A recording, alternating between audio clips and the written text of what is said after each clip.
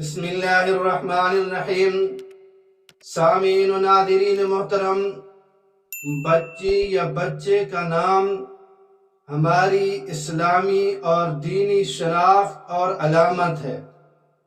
روایات میں والدین پر اولاد کا پہلا حق جو ذکر کیا گیا وہ نام کے متعلق ہے کہ بچے یا بچی کا نام اچھا رکھا جائے جو خوبصورت معنی پر مشتمل ہو، یا کم از کم انبیاء کرام علیہم السلام، صحابہ اور صحابیات رضوان اللہ تعالی علیہم علیہن اجمعین کے نام پر نام ہونا چاہیے۔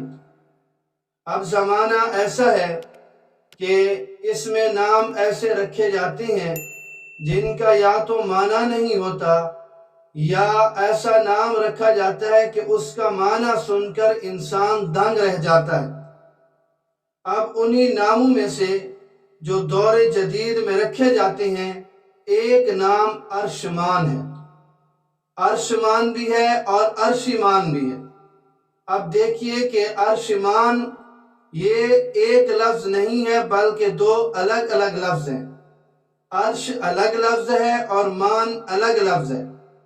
عرش کا معنی ہوتا ہے چھت، تخت، آسمان، آٹھواں آسمان، اور اسی طرح مان کے کئی معنی آتے ہیں۔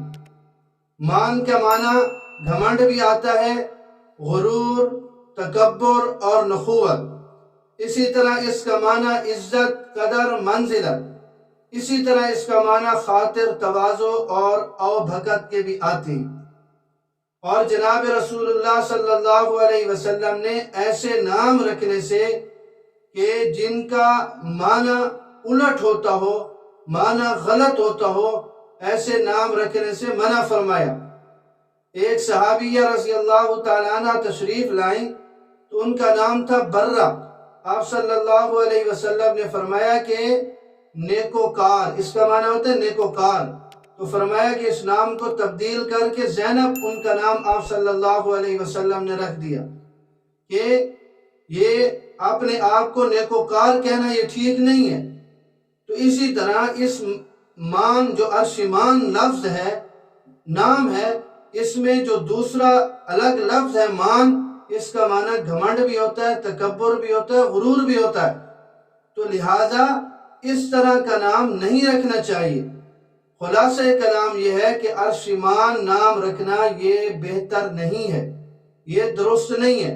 اگر کسی نے یہ نام رکھ لیا ہے تو اس نام کو یہ تبدیل کر لے، کیونکہ نام کا شخصیت پر اثر ہوتا ہے۔ اب اس کا معنی گھمنڈ بھی، غرور بھی، تکبر بھی، نخوت بھی، تو جب آپ کسی کا نام رکھیں گے تو وہ اس انسان پر، اس کی شخصیت پر ویسا ہی اثر ہوگا۔